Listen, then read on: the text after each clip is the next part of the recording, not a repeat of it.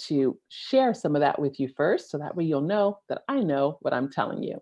So I'm a consultant for the Council of Europe. And so the Council of Europe is an international human rights organization, one of the largest, if not the largest in Europe, and it concerns 47 European countries. So for them, I do wonderful, fun things like create tutorials and videos on online protection of children, online sexual exploitation of children, sex chatting, grooming, revenge porn, and there's also a free download called Parenting in the Digital Age that gives tips and advice and helps parents understand what they can do in some of these situations. I'll also send over all of these resources, so please don't worry. So one of the fun things I get to do is work with France 24, which is the news channel here, and I get to go on once a month. But with the pandemic, it's been a little hard, and I go on and I talk to them about whatever is current and whatever is happening in our children's lives. So things like Fortnite or screen limits or parental controls. I'm sure I will have questions about parental controls. I also am a consultant just a few days a month for e-Enfance, which is the Child Online Protection Association here in France. There we have a 800 number, a free number for French speakers about cyberbullying and harassment online. But I also want you to know that there are the same numbers for English speakers. So if you would like one, just let me know and I will tell you and share these things with you. I also get to write for Internet Matters, which is another UK-based company that is taking care of child online protection. And I'm almost to the end, I promise. I'm a law professor too. I know you're thinking, when does she have the time to do all of these things? But it's a little bit here and there. So as a law professor, I teach children's rights and international public law. And my favorite class right now is law and technology. And here is the famous group that you heard about earlier, which is the Digital Parenting Community on Facebook. And I would be honored if you came and joined us on this adventure. Of course, it's just free and it's a bunch of resources and we're all just talking and trying to support and help each other. What you probably didn't know is that I also have a digital parenting shop with t-shirts and fun little things for babies and things like bibs that say no photos, just in case you have a grandma who's always taking photos. But these are things that are just kind of there. I never really talk about them because I'm so busy talking about the workshops and the exciting stuff like this, right? So this has nothing to do with our internet safety, but yes, I got to meet Michelle Obama. And if you sign up for the newsletter, whenever I do fun things like that, I do share them in the newsletter. See? And this is also what you heard in the beginning too, is that if you go to my website, digitalparentingcoach.com, and use the discount code Parenting Matters, yeah, I created it just for you guys, you can get things like the toolkits and mini kits and decks and downloads. And I'm just gonna say a word about the decks because the decks are down below. The idea is just that they're little cards that you can use to talk with your children and ask them questions and start conversations about things that you may not want to ask, but you can blame me and say, oh, was that crazy lady Elizabeth? She was the one who made me ask this question to you. So it's just a nice way to find out what's happening. Okay, so that is like all of the beginning start stuff. So I just very, very quickly, what are some of the wonderful online opportunities for our children?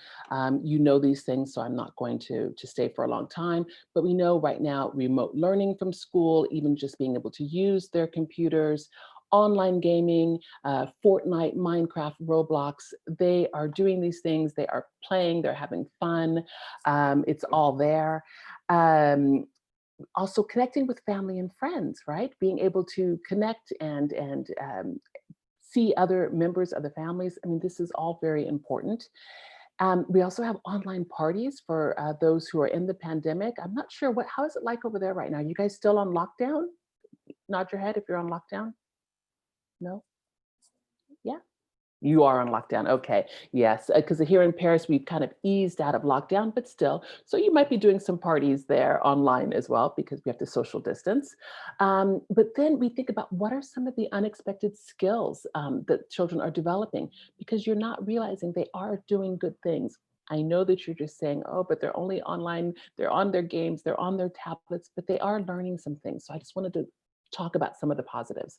So for example, empathy. They are learning how to be kind.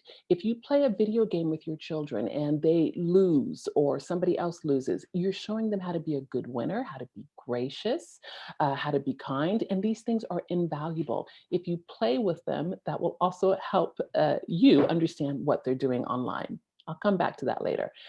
Things like online skills, they really are learning with some of those math apps and the websites. But again, you have to ask them what they're doing. So I don't have a slide for this, but you should always check on Common Sense Media.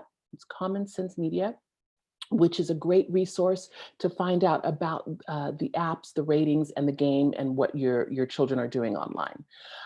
They are also learning digital citizenship, so internet safety, privacy, and security. When they are online, they have a chance to grow and to see these things. Yes, we'll talk about some of the risk, but I want you to remember that the opportunities are enormous, okay? And with your help, they're even more.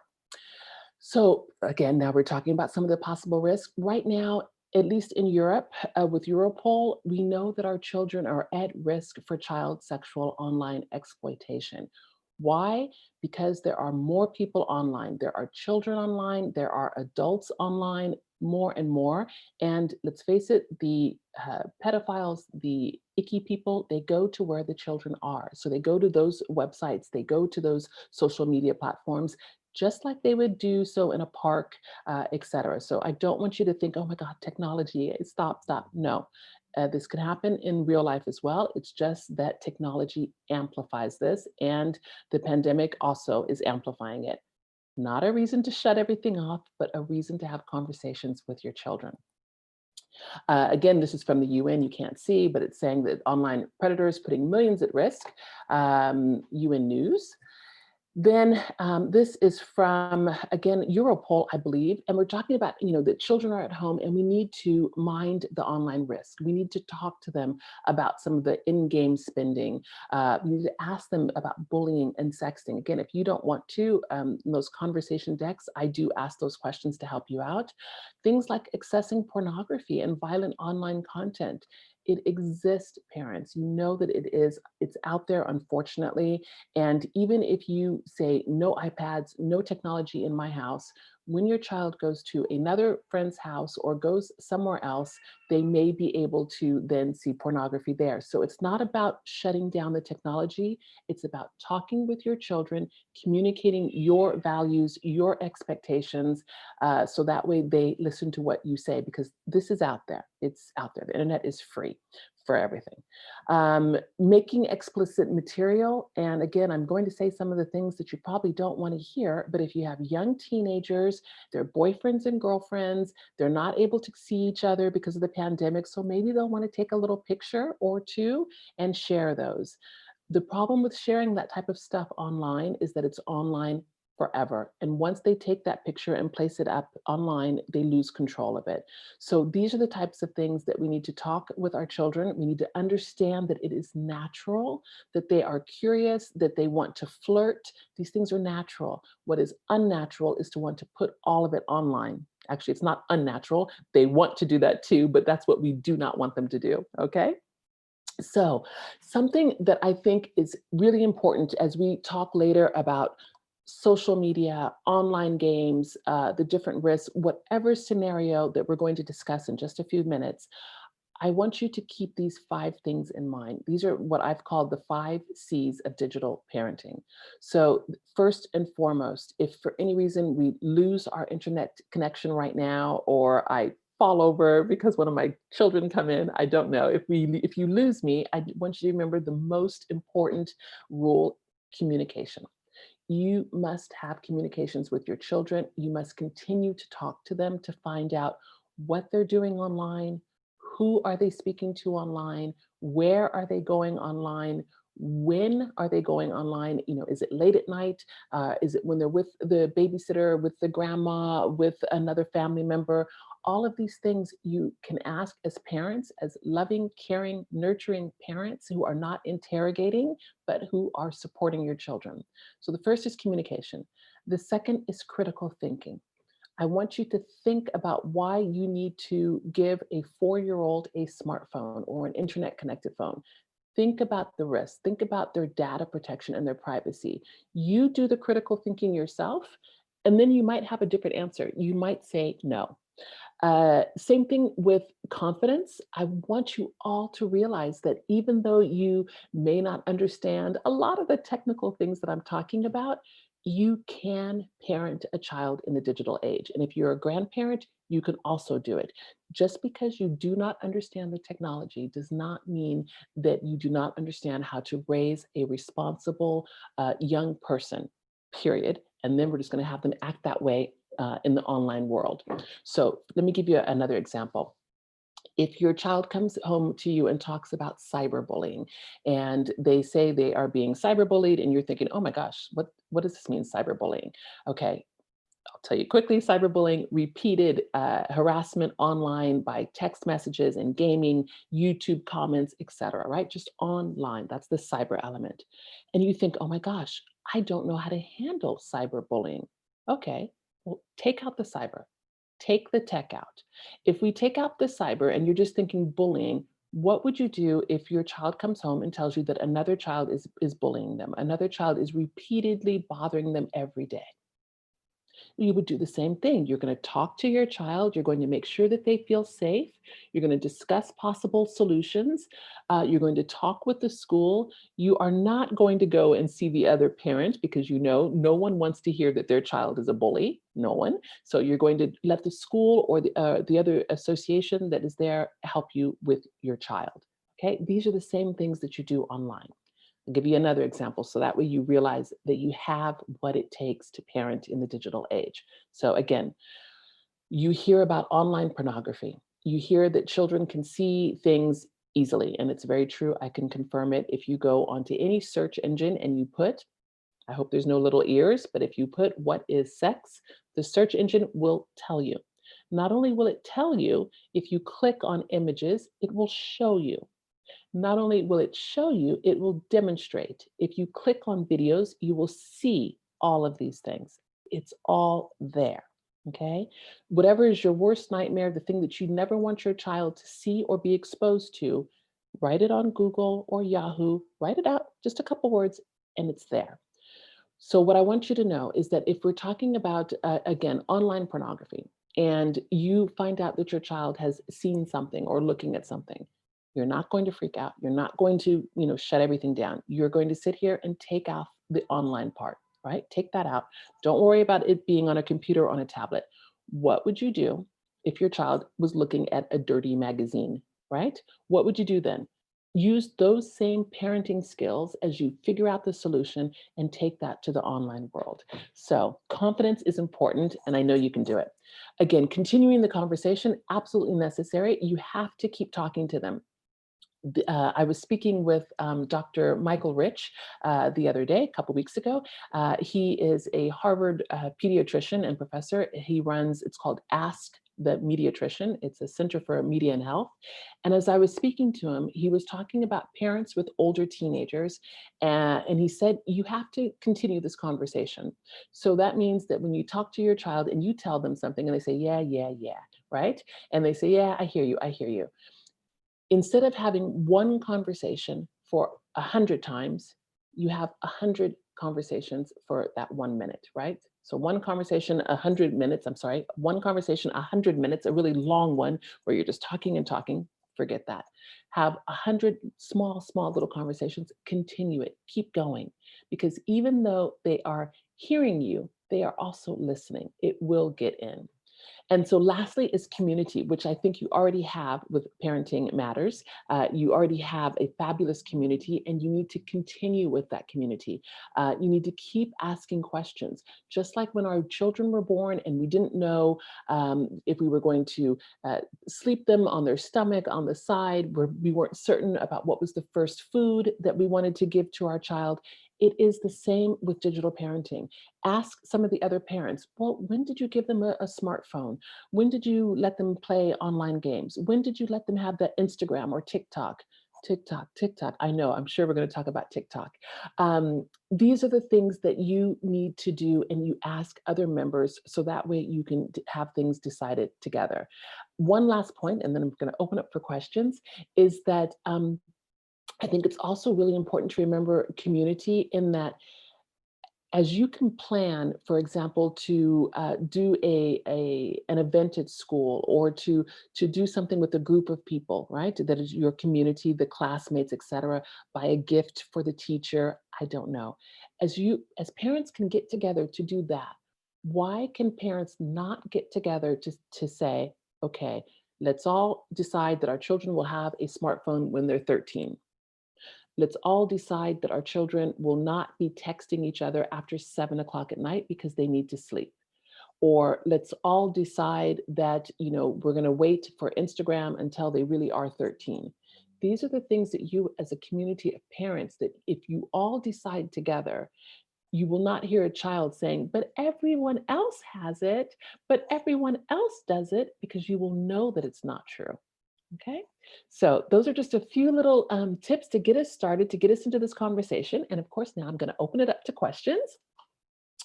And I'm going to stop my screen here. In fact, we pull this back up and get out of my screen share. Okay, and what I'm going to ask, up, big screen.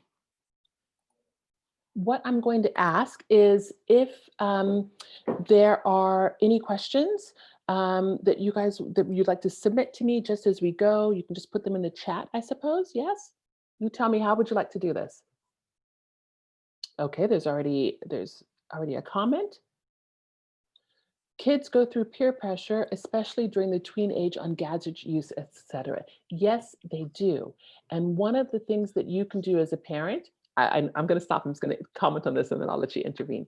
One of the things that you can do as a parent is to make sure that you are guiding them, and you give them strategies. You give them an answer. So, for example, if you know that they're going to have peer pressure to use this and that, and if your house, the rule is no, you tell your child ahead of time some of the strategies that they can use and what they can say beforehand. Because when they're sitting there in the situation and everyone's talking to them or teasing them about something, it's difficult.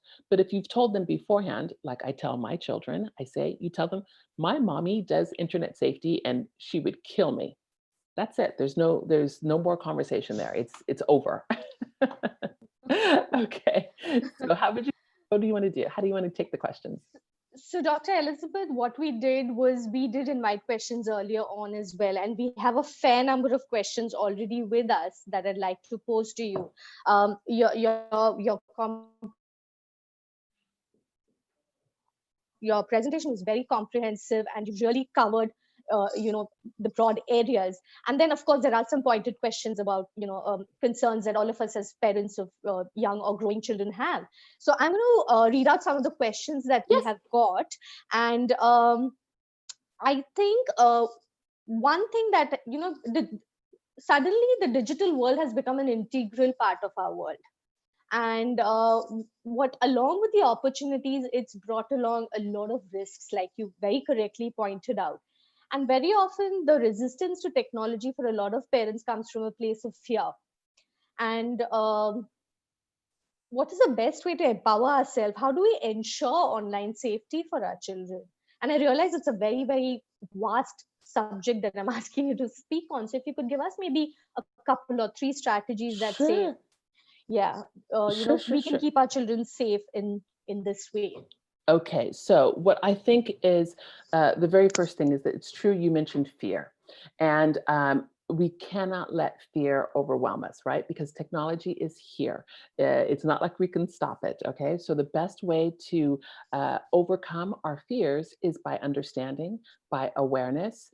And you do not have to know how to code or to really get technical to understand what are some of the things that are happening online.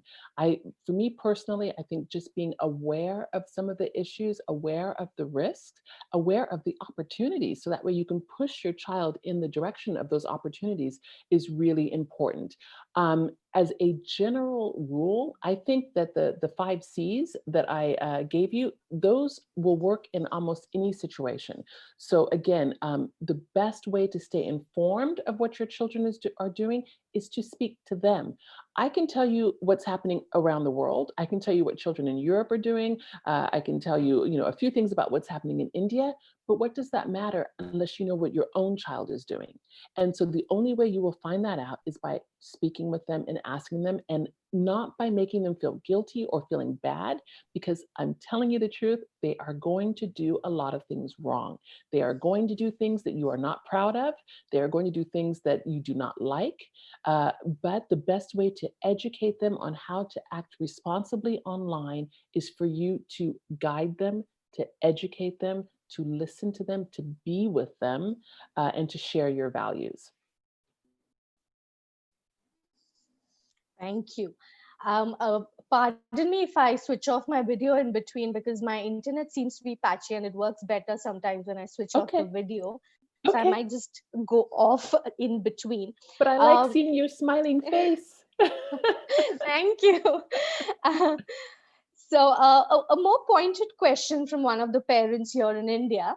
Does the content children view have an impact on their behavior? Or, does it not really affect them? I mean, right now it's just cartoons, but then what about later? I'm assuming the parent is referring to maybe more violent or more explicit material. Um, Yes. and they seem to prefer gadgets compared to physical play. How can we do something about that?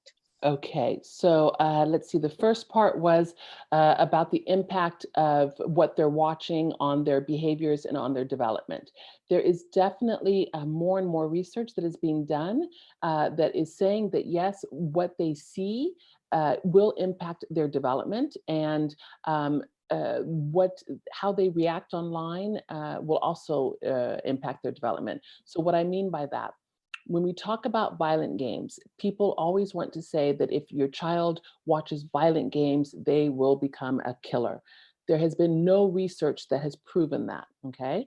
But what they have shown is that sometimes if you're looking and you're seeing children that are playing more aggressive games, they're watching it. Sometimes when they stop playing that game, they will model some of that behavior. They will speak that way, they'll walk that way. So, one of the things to do, obviously, is to not have the younger children playing the games that are inappropriate.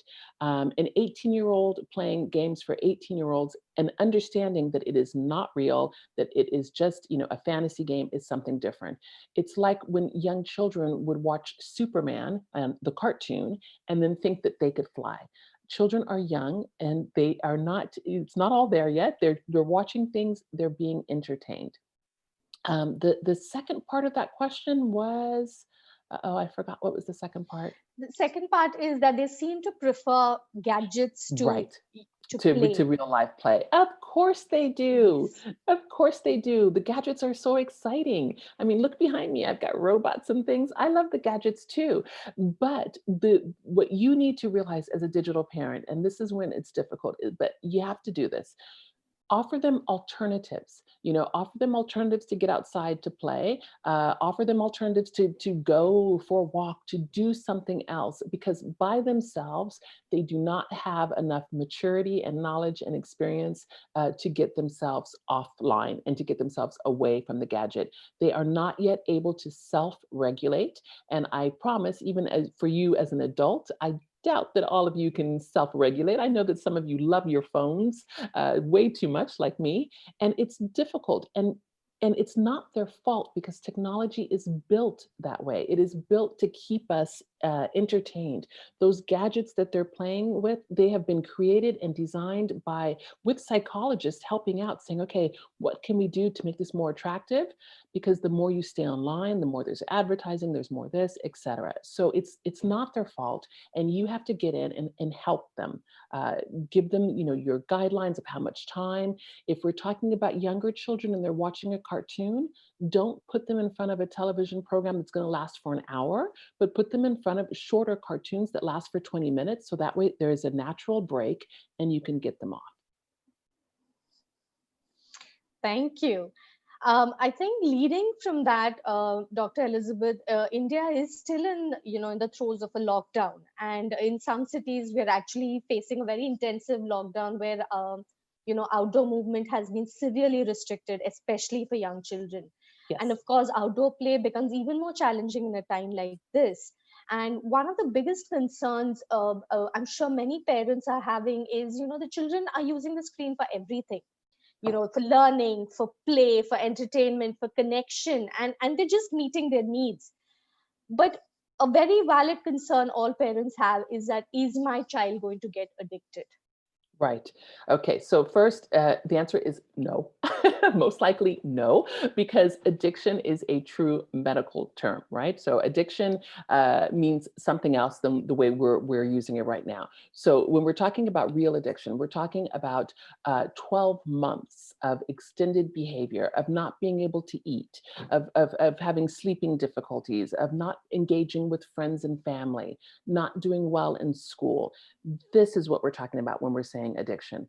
Now, if you ask me, is my child going to, really cause problems every time I say get off the iPad? Yeah. Well, sure. That's definitely going to happen. I think, and I have to say just a little timeout because you are in lockdown. So for all of those reasons, be kind to yourselves. Okay, you are living just the most incredible situation. We just came out of it. And I promise you, I'm telling you, from my heart to yours, my children were online so much that it's crazy, right? They were online for their courses. They were online to talk to parents in California, grandparents in California. They were online to stay in contact with their friends, to play Minecraft, etc. They were online because sometimes I had to do a webinar or a call or I had to work. And so that's just the way it is. These are exceptional circumstances. Make sure your children know that this is just exceptional and that as soon as this time is over and lockdown is over, all of this extra digital time is going to slowly reduce. And at that point, I would suggest that you keep the good habits and get rid of the bad. And by keeping the good habits, I mean the things that you've learned with your children together, when you've gone on the websites with them, when you've watched a YouTube video with them, when you've played Minecraft or some other game with them. Keep those habits. When you, if they're playing, for 4 hours a day, 5 hours a day, get rid of some of those bad habits. I saw quickly that there was a question about screen time and limits, and I just want to address that one because I'm talking about it. There is no set rule, okay? And I would love it if you didn't think screen limits, screen time, because it's the wrong way to see this issue. The better way to think about it is the quality, the content. What are they doing online? If your child is spending 4 hours a day online learning geometry, Latin, I don't know, something else, it should be fine, right? You should be okay.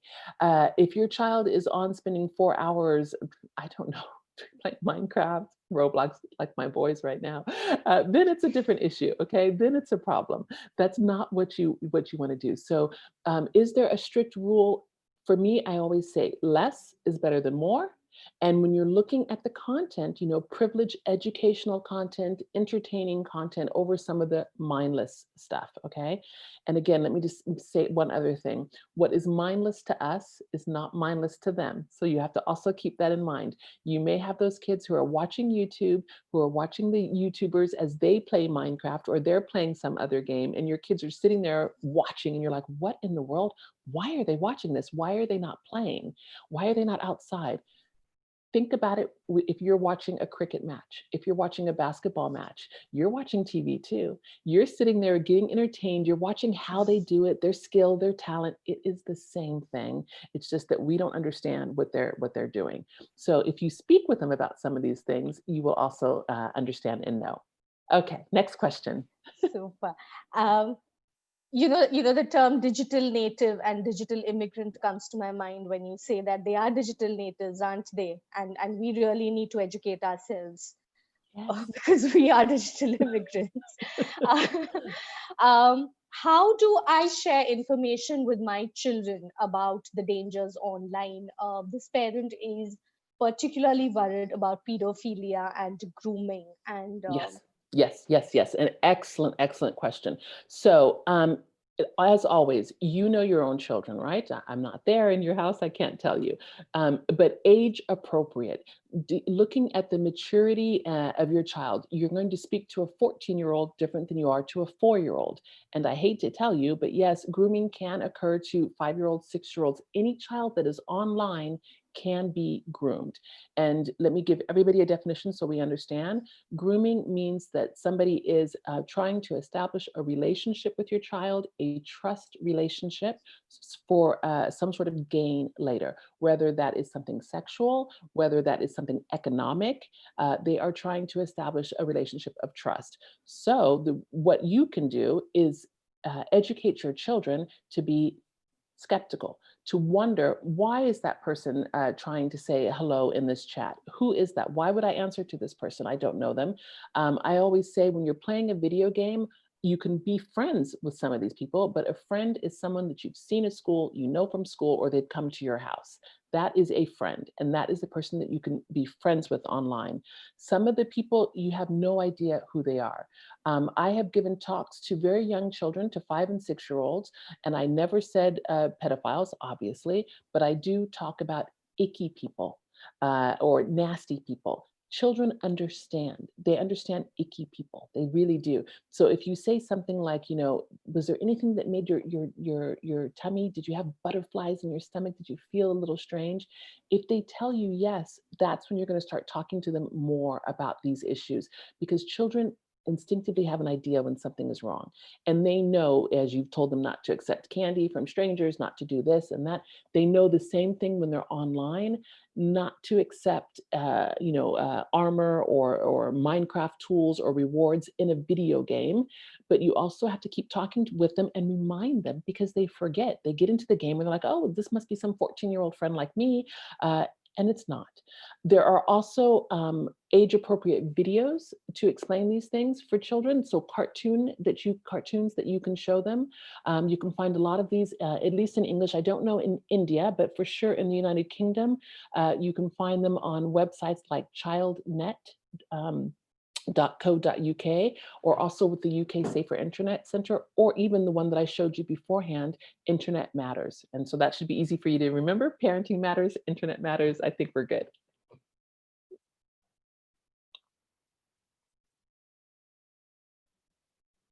I can't hear you. I lost you. That's okay. I'll just look at the questions while I'm waiting. Yep, no worries. I'm gonna look at questions. Oh my goodness, look at all these questions. While we are on the subject of gaming, online gaming, we have a question here which says that, this question has come to us from Japan, where there's a huge gaming culture, and there's a huge amount of peer pressure around it. And then how do we help our children deal with that? And I think that's not true just of Japan. I think that's true for, I think in most countries today, isn't it, where children are gaming? Yes, yes, yes. The thing that's difficult with online gaming is that there are so many advantages with the strategy building that our children are doing, the critical thinking, the collaboration. If you play one of these games with your children, and I encourage you to do so, even if you say, "Oh gosh, this is horrible," I encourage you to do it. You would be surprised when I've played with my 10-year-old and played Fortnite, which you think is just shoot them, shoot them, shoot them up. Okay, it is kind of, but luckily they're cartoon characters, so it's not so bad. If I'm falling behind, he's like, oh, talking to teammates, let's wait, gotta wait for my mom. My mom's coming. And it's really very kind how they are nurturing, they are trying to help, they are playing teamwork. Okay, there's a lot of benefits to these games. Even in Minecraft, there are complete and total educational resources. They can build, they can, be extremely creative. If we're talking about things like Call of Duty, or GTA 5, which are really just, shoot them up, create chaos, kill everybody. I personally don't see much of the redeeming value, but if it's entertainment and it takes them away, that's something else. The underlying thing that I would say for the video games is to watch your children. Again, we use this word addiction too easily, but with video games. It's true that the World Health Organization came out, I believe, 2 years ago with gaming disorder addiction. And so it is now a real classification. But even then, this classification is the 12 months of repeated gaming. So what do you do, right? So you're asking some of these things about how to reduce some of this gaming time. There is an incredible amount of pressure for kids to, know the latest Fortnite dance, speak the latest terminology of whatever that game is. And if it's in smaller amounts of times, it's less of a problem. And I think that parents need to watch their children, pay attention to how they're using these games. If they become aggressive after they're playing, if they become rude, if they're disrespectful, then sometimes it's time to just say no. And I know that that's very difficult in the digital age. Digital parents have a very difficult time to say no, but sometimes you do have to do so. And because these games are so exciting and they're just the energy and the enthusiasm that the kids get when they play, it is hard to come down off of that high. So you have to really, get creative with some of the other suggestions. Again, right now with the pandemic, I think it's really difficult to say, don't let your kids play video games. I find that very difficult to say.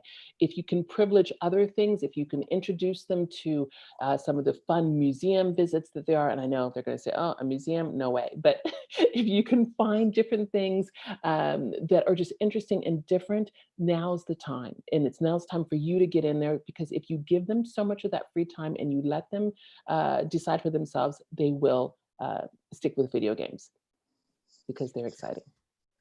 And one of the very strong theme that as I'm going through the questions, one theme that's coming out very strongly is, like you said, all of this is designed to stimulate, to attract, to keep you there. And this is true for gaming, this is true for shopping sites, as one parent has said here, for everything. And they really know how to lure you in and keep you there. And it's really hard for young children. Of How do you course. how do you suggest we kind of really really support these young children, because even Yes. as adults we find it very challenging.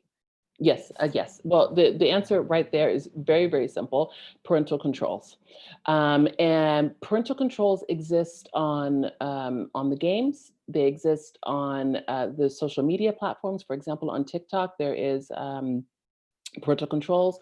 On Fortnite, there are parental controls. YouTube, there are parental controls. And even if you cannot get it specifically for this game or that service, you can check with your internet service provider. Usually, the person who's giving you internet in your house, they will have a way for you to shut down or at least limit the time. You can even have them check and see what um, websites. You can say, okay, I don't want this website. I don't want YouTube on for a certain amount of time. I know it's a lot of extra work, but once you get something like that set up, it's a little bit easier. But attention, attention again, parental controls work very, very well with younger children, and they work well with teenagers if your teenagers know that you guys are setting this up together, that you're not monitoring them, spying on them, but that you're setting this up together and it's to protect them from some of the icky people, and they know very well, and that you trust them. You trust them so much, but it's the other people that you're worried about. And this is when you'll find that parental controls will work, have a tendency to work with older children.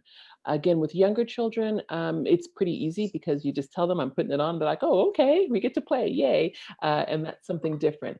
The problem is, I would say, with these the tweens, so anywhere between 9, 12, maybe even 13, they're getting very smart. They're very sneaky, very clever, and not in any sort of evil, bad way. It's just that they want to play, right? So what do? They will go onto Google, onto Yahoo, and they will type very simply, how to uninstall parental control. And Google will tell them.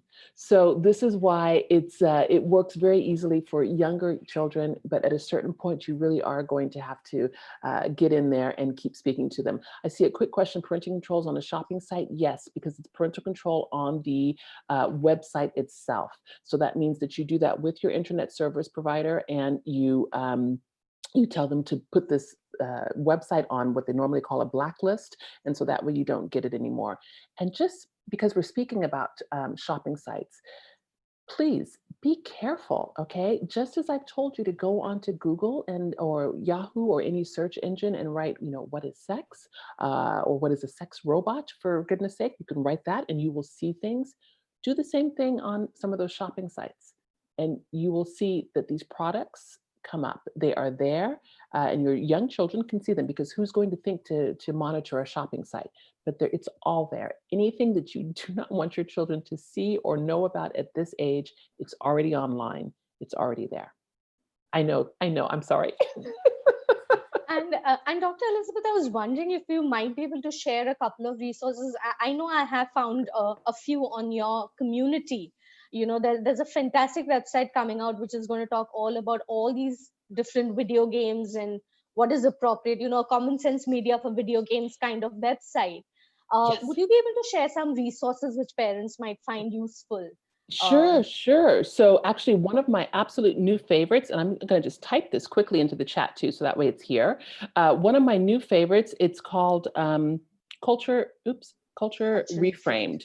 And yeah, you saw in the community. And the reason why I absolutely love this is because they are really providing parents with free resources on what to do with this problem of hypersexualization in the digital age. The fact that you watch any cartoon and the girls are wearing skimpy clothing, or the video games, the girls are wearing skimpy clothing, these types of things. And just talking about this whole pornography, the exposure to pornography that our children have. So that is one of my favorites. Of course, Common Sense Media is always a favorite to get any of the game ratings to find out what's going on with the different games. And I think that parents really need to do a little bit of research. Again, that critical thinking. Take a few seconds before you download that app, before you tell your child, sure, sure, you can watch that on Netflix or Amazon or whatever. Before you do that, take a look. On Common Sense Media, you'll find ratings and reviews for apps, for games, for movies, even for books. It will tell you what the parents say about this and what the children also say. So it's very, very interesting. And this gives me one other thought. I'm sorry, it's just ding, ding, ding as these things come up, is that even if I don't know how many people are using Apple and using iOS or using Google, Android, or what other system, is that if you go into the Apple store, it might say that a game rating is 13 plus. And if you go into Google, it'll say 9 plus.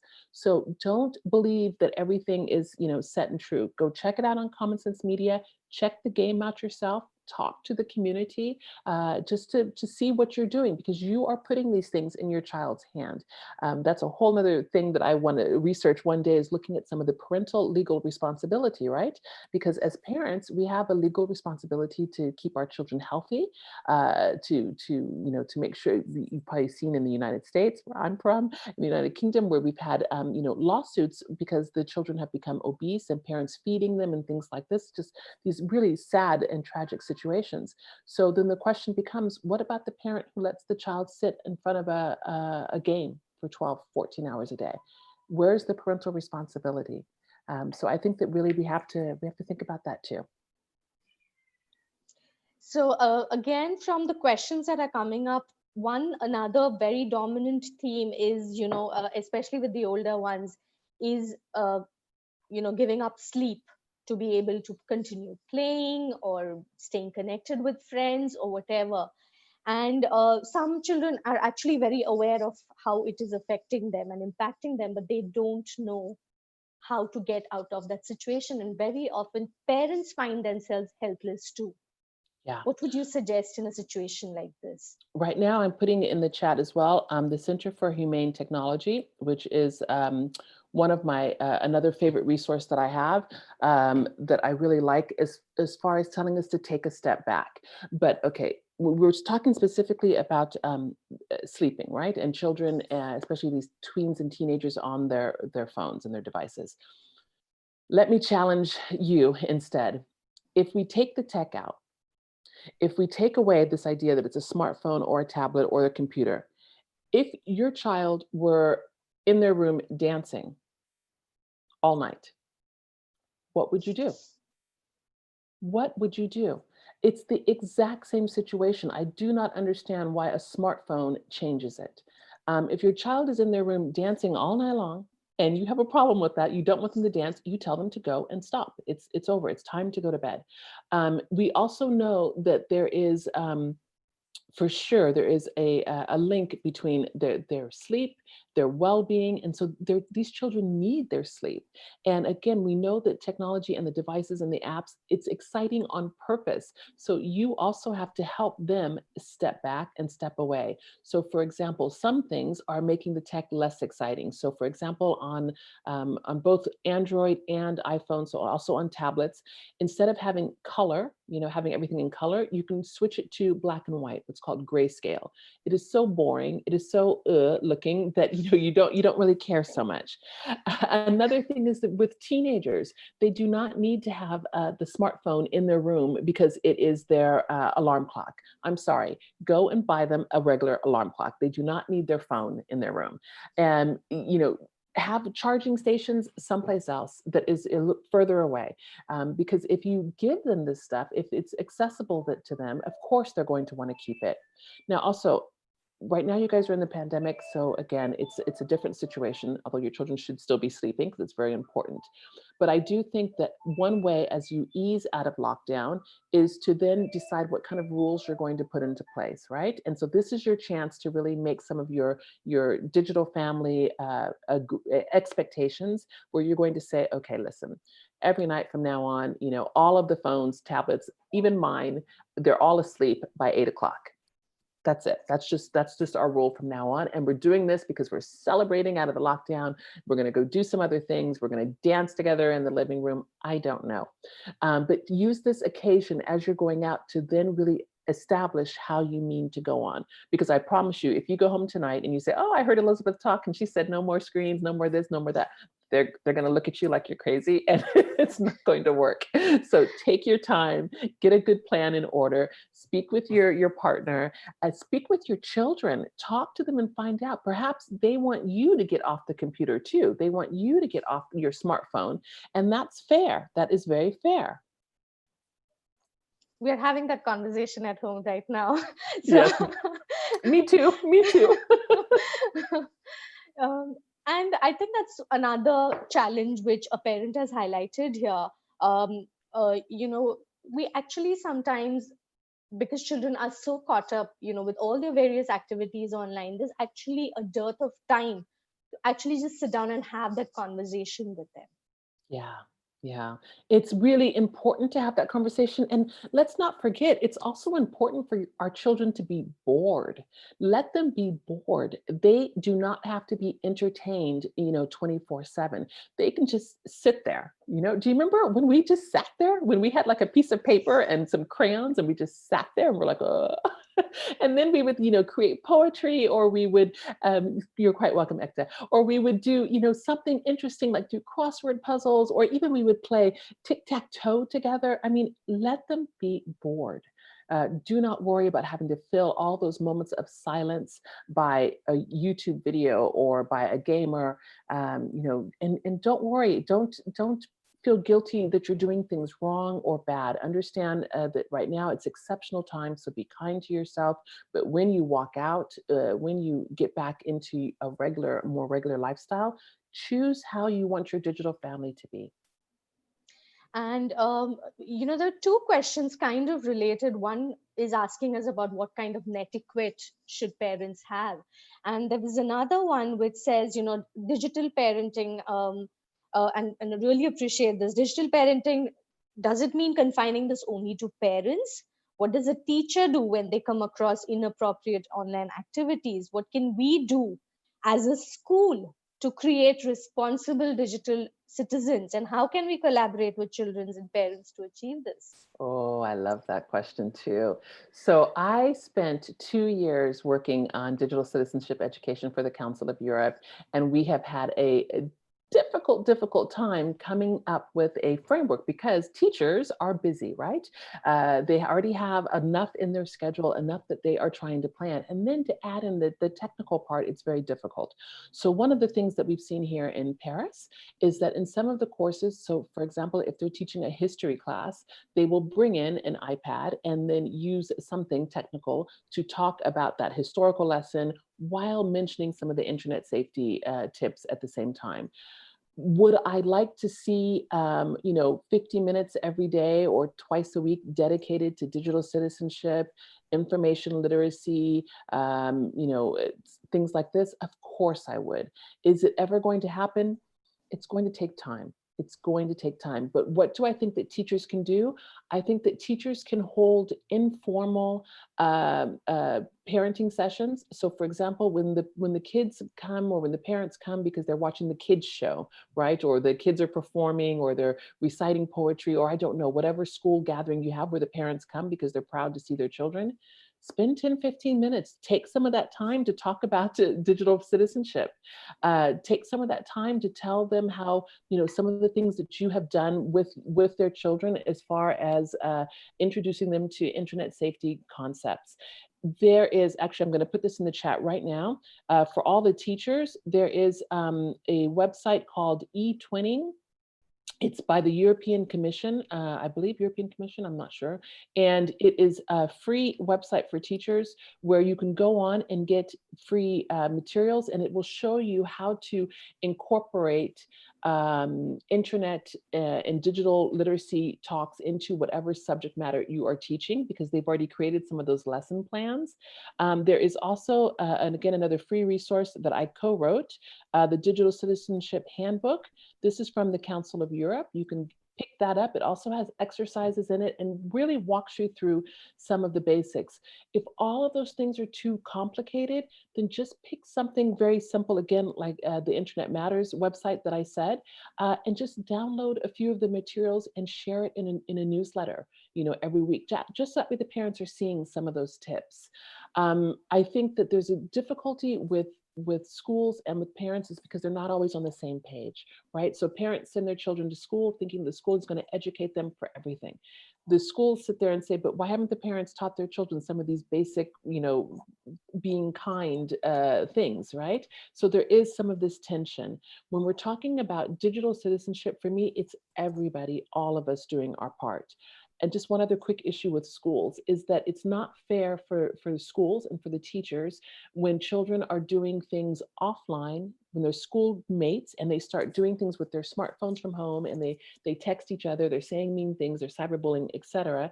And parents say, oh, but that's a school issue because these are our school friends. And the school is saying, no, no, they're not at school right now. This is not on school time. They're not using school devices. This is on you. There's a real issue there. And one of the ways that we can get around that is to realize that all of us are raising these digital citizens, and we all have a responsibility to them, to help them, to guide them, to step in and say, hey, not so much, no, don't do it that way, but perhaps you should try this way.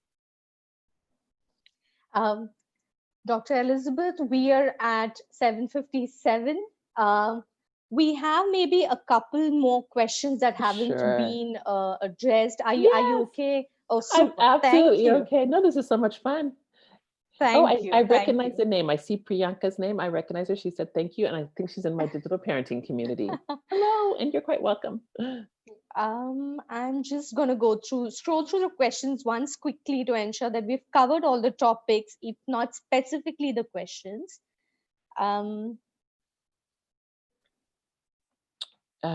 For little ones, Yes. and like you said, these are unusual times, and parents are stretched in ways that we haven't seen ourselves stretched in a very, very long time. And with young ones, it's even harder.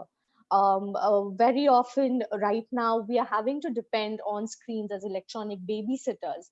And how do we kind of wean them off? They're watching rhymes and stories and little cartoons, and you did mention the 20-minute time limit, but Yeah.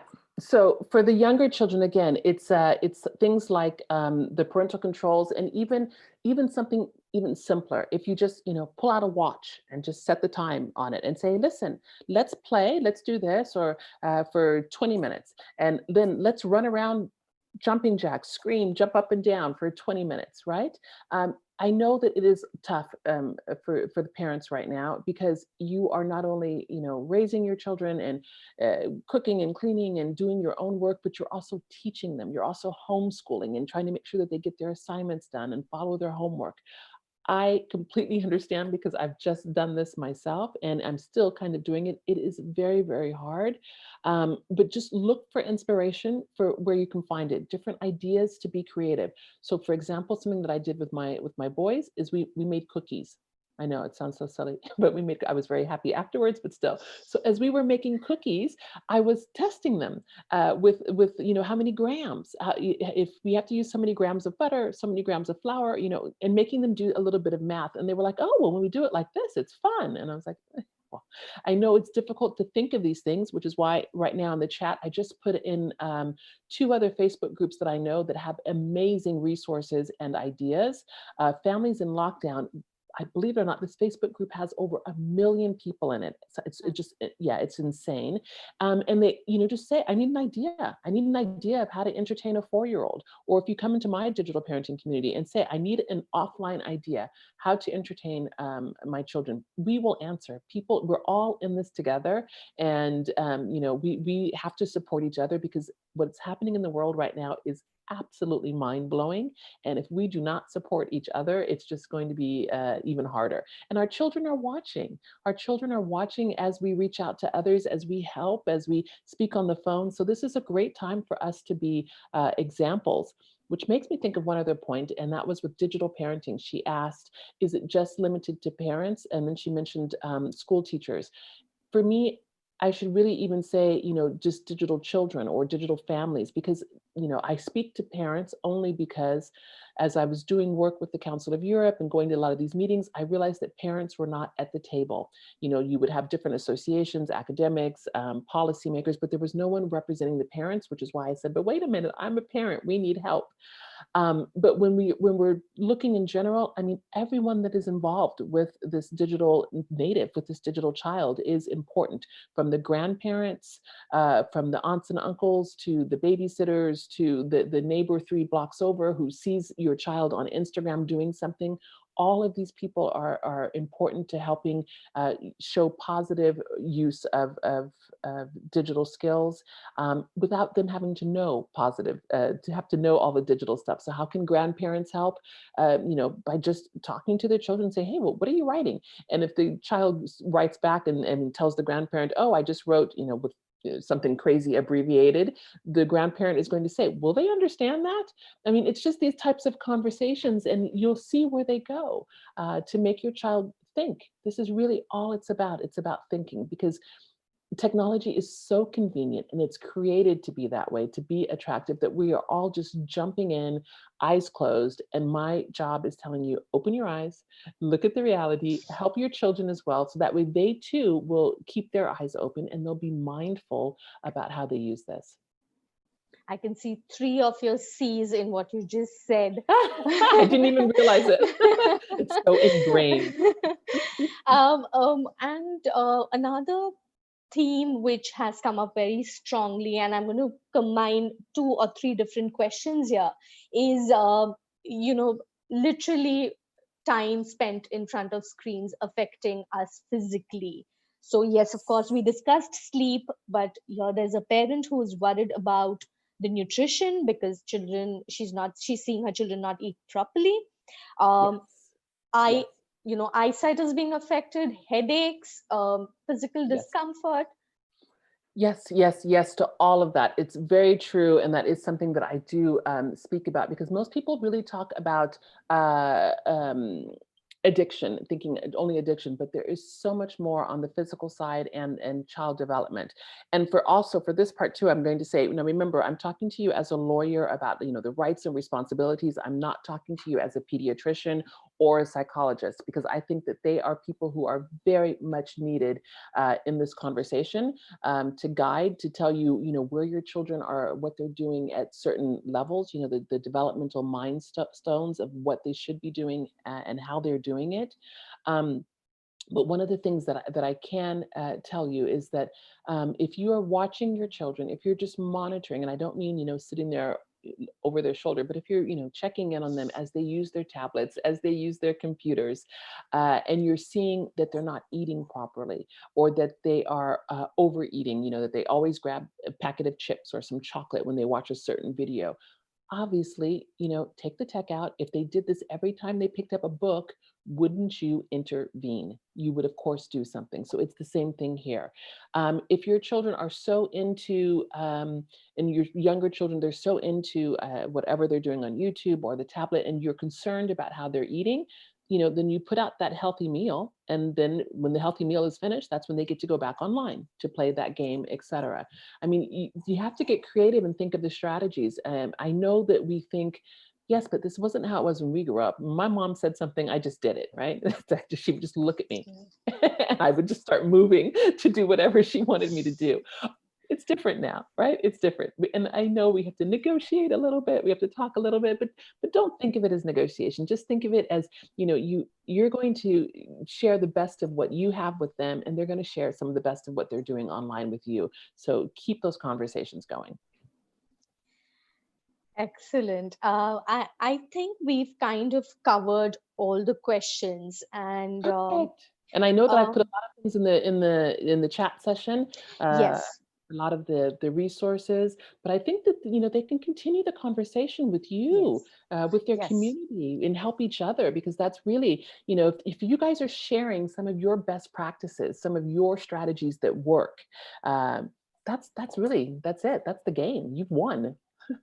And I can't emphasize enough on how aligned it is, because communication is one of pretty much the foundation of, the connection that we feel really helps us influence our children.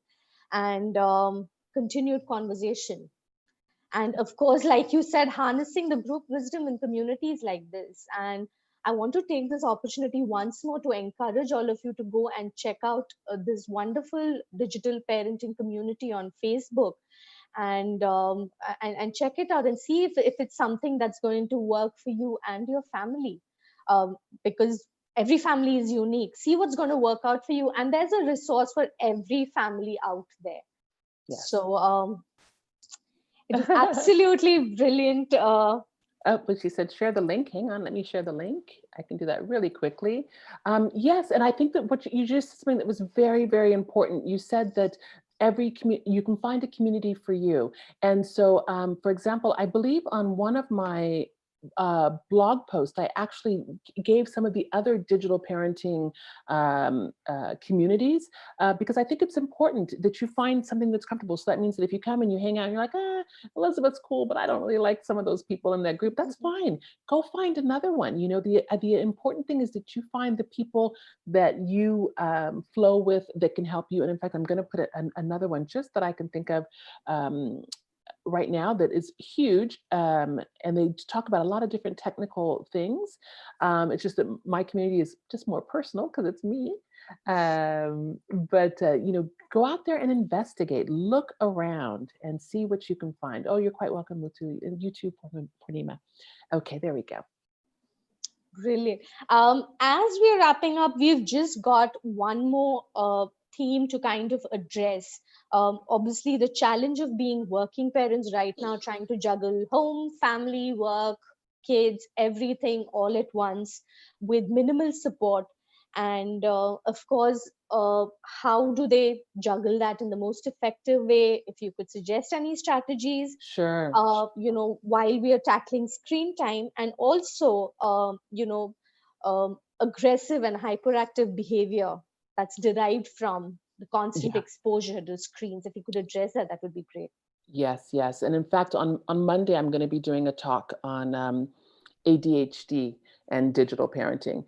So some of the overactivity and the stimulation that can happen. But when we were talking about, what was the first part of the question? I just forgot. Um, how working parents can I, juggle yes, all I of that. remember. Thank you. That's all I needed. Just the working parents part. I remember. I get so excited. I have so many things I want to talk about. So for working parents, the one of the easiest ways for you to get something done is to schedule it. Right? To schedule it out, plan it out, and then post it somewhere. And you've seen this on some of those super nanny shows and parenting shows, where if you put a little week schedule or the day schedule and you place it somewhere on a wall where everyone can see it, then you are no longer the bad guy. So when your child comes up to you and says, "Oh, but I want to play," and it's like, "Oh, well, go look at the schedule. What does it say?" And if they can see that it's not 3 o'clock, but that it's 4, they know. And it's not you being the bad guy. It's go look at the schedule. Another great tip with doing that schedule is doing it with them, having them sit down and say, "Okay, I think I can do this at this point. I can do that." For the younger children, I know it's a bit more difficult. And so that's the hardest part of parenting at home right now with younger children who need more constant attention. But then, like I said, it's kind of juggling with your partner, hoping that maybe an older child can help. Or, even if you do engage in a lot more YouTube time, try to subscribe to a YouTube channel so that way it doesn't keep sending you on to more and more videos. Try to subscribe to one channel that you know has educational materials, and then have your child watch something for 20 minutes, 30 minutes. It shuts off, they get up, they walk around, they do some jumping jacks, they move their neck, they move their eyes around, and then another one, but on something else, something different. I think that you'll find after a while that the younger children they're no longer so keen to be online. They would much rather play, and that's going to be another difficulty. And one more question about, the balance between knowing what your children are doing online and trusting them. Uh, Yes, I did see that one. I wanted to answer it. Thank you. I'm glad you asked. Um, it's funny because that's another talk that I'm going to be doing sometime soon, and it's called "Understanding What Your Teens Are Doing Online and Trusting Them Anyway." And the reason why, yeah, it's a great title, right? Because it's exactly this. Because you have raised your child, you've raised them. They know your values. They know what you expect of them. And there is a point where you have to trust them. You can tell them, "No, I don't want you to go on this site," or "I want you to wait until this age." And you are the parent, they are the child. This is just, straight parenting 101. This has nothing to do with the digital again. But I do think that adding the tech part, it complicates, it blurs the lines for all of us.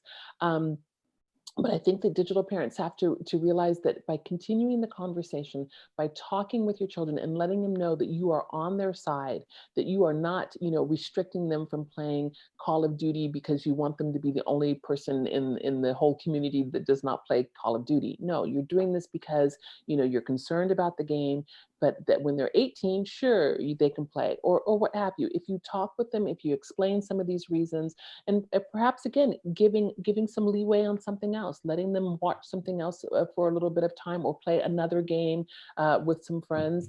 Unfortunately, a lot of it is this negotiation that I mentioned. But for me, I just think that if you continue this conversation, you're really listening to what your children are saying and letting them also have a voice in this whole new digital age, and the way that technology and internet and social media are in your home and in your family.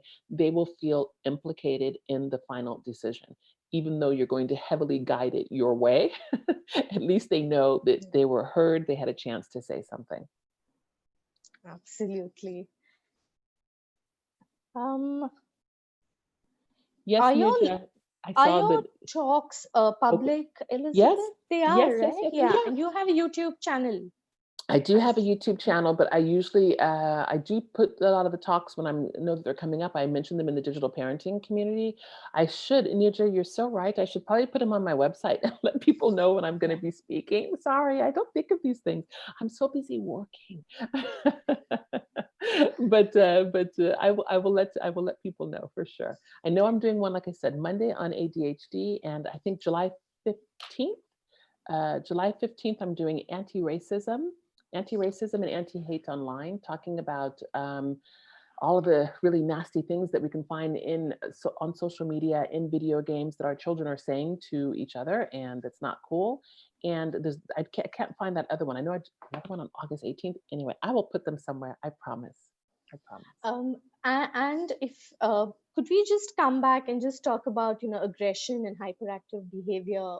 How in case a parent is unable to attend that talk, could Yes. be any strategies, any resources? Um, for that, I'm going to hold off, only because I know that we're going to have a full discussion on it. And I promise I will share that with you, all of the resources, because I don't have them all now. I just have some of them. And I'm also going to be including some things with the gaming disorder addiction. So I promise on Monday, I will send it all. Promise, promise, promise. On which Thank you, and we platform? will share it. We Yes, will but share. somebody just asked me, Ekta just asked me a question. For the ADHD, it is called, let me put it in, it is Palooza Parents, ADHD and digital parenting. I'm sure if you Google my name, you'll be able to find it, and it's a free talk as well.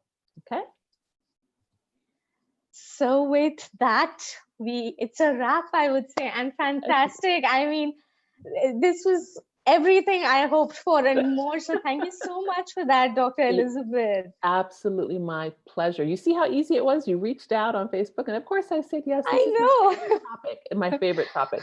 So I'm happy to come back, and after you guys are easing out of lockdown and you want some tips on how to do that, I'm happy to come back. But just don't Yes, be too hard on yourself. we will be reaching out to you. Okay, And thank you once more for your generosity with your not a time, problem. with the No, it's normal. resources, Oh, all Nirja, oh, of that. bless. Thank you. Thank you so much. And You're quite I'm going to welcome. close with our Oh, it went crazy. our Oh, there we go. You came tagline, back. so as to speak, come celebrate the journey of raising No. children. Oops, I went off. I just wanted to say, let's celebrate the Yes, journey of yes, raising you're not children off. I'm together. with you. I hear you, and I'm celebrating. Oh, thank you, Padma. Thank you. Gosh, I like your community. I'm moving over there. Very welcome. Please do. Okay. Bye-bye then. Goodbye, Thank you everyone. so much once You're again. And thank you welcome. all of you for joining us today. Yes, you're no problem. Thank you, Prashana. Thank you, Manasi. I love this. Bye-bye, everyone. Bye.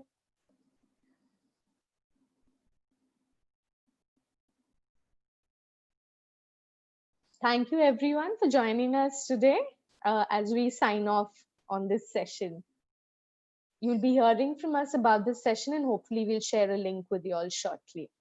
Thank you so much. We'd love to hear feedback from you all. And yeah, and please let us know what kind of topics you all would like to hear more about. We'll try and bring relevant resource persons and experts to you. Thank you so much.